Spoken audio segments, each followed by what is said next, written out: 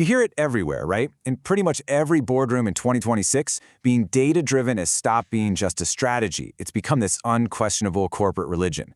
We're constantly told that more data, more charts, more numbers, it all leads to better decisions. But what if that's not true? What if actually it's making us blind? Okay, let's get into it. So here's what we're going to cover. First, we'll talk about this whole data-driven religion. Then we'll define exactly what the blindness trap is. We'll look at the sneaky ways it deceives us, and then we'll compare two really different ways of thinking. And this is the important part. We'll look at the way out and what real leadership looks like when you step away from the dashboard. All right, so let's start with the foundation of this whole thing. It's all built on this one single assumption that almost nobody questions. The idea that if we just pile up more and more data, our outcomes will magically get better. I mean, this is the belief that drives billions of dollars in spending on analytics and AI, all of it in this big chase for the perfect number. But here's the twist, the paradox. There's this quiet crisis happening in boardrooms all over the place. And this slide just nails it. The more information we're force-fed, the more frozen and kind of disconnected we become. So instead of getting clarity, we just get confusion. And instead of taking action, well, we get stuck in analysis paralysis. And this leads us straight to the big idea of this explainer, the data blindness trap. This is that moment when the very numbers we trust to light our way, to show us what's happening, actually end up hiding the reality that's right there in front of our faces. So what is it exactly?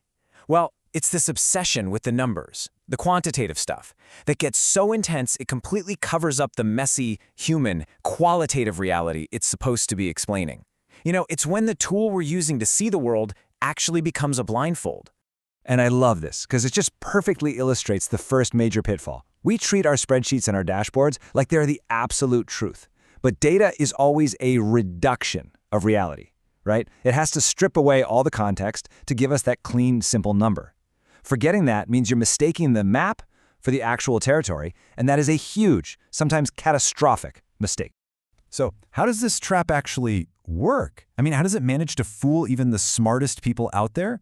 Well, you can think of its tricks as something like the 7 deadly sins of data. These really common deceptions that are just incredibly easy to fall for. And we see these everywhere. This illusion that numbers are totally objective. The slow, quiet death of our own intuition. This bias we have for only paying attention to what's easy to measure. And of course, the paralysis that comes from just having way too much information. Then you've got these other tricky ones like Goodhart's law, survivorship bias, and even hidden biases baked right into our algorithms. Let's dig into a couple of these.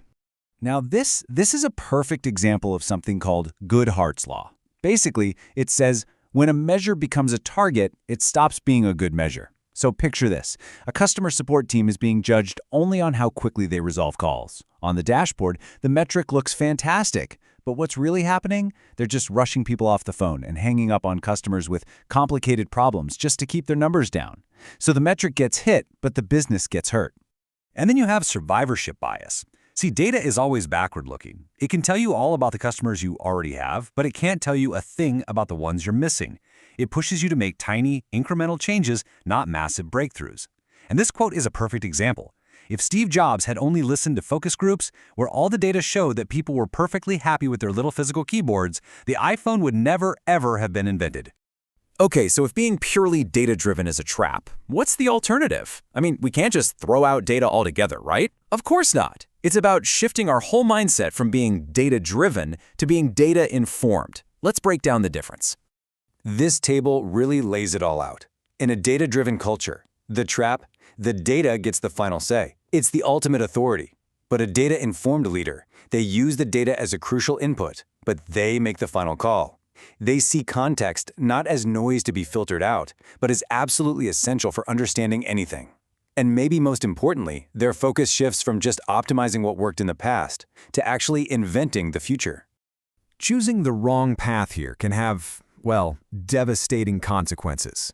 So let's look at a quick case study of a retailer that fell right into this trap and, like the title says, literally optimized itself to death. So it all started with one simple data point. Their wealthiest, most loyal customers were also buying stuff from the sales rack. So the data-driven decision seemed obvious. Expand the discount section. And for about 6 months, it worked. Sales spiked. The dashboards looked incredible. but the data couldn't see the long-term brand damage it was causing. And within 2 years, the brand's prestige was totally gone, their high-end customers had all left, and the company was in a death spiral. So, how do we make sure we don't become that retailer? How do we escape the trap? Okay, let's talk about the escape plan. Let's see how we can build a much more resilient way of doing things. Turns out, the antidote to an overdose of big data is something called thick data. Now, this isn't about spreadsheets at all. It's about stories. It's the deep, qualitative, human insight you can only get from talking to people, from watching them, from actually understanding the why behind the what. You know, big data can give you scale, for sure, but thick data, that gives you soul. So how do you actually do this? You can start with this really simple 3-step framework. First, always question the collection. Ask yourself, who gathered this data and what might they have left out?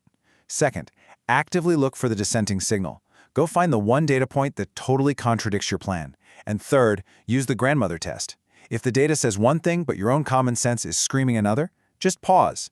Does this decision make sense on a basic human level?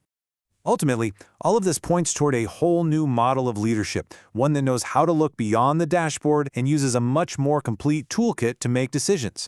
And if there's one thing to take away from all this, it's this metaphor right here. The most effective leaders of the next decade are going to be the ones who use data as a flashlight, something to illuminate the path ahead. But they will never, ever let it become a blindfold. They'll still use their own vision, their ethics, and their character to actually choose the destination. Because at the end of the day, leadership isn't some sterile science of calculation, it's the messy, complicated, human art of dealing with people. So the next time you're sitting in a meeting and all the charts and graphs are pointing in one direction, just remember this. The numbers have spoken, but what will you decide?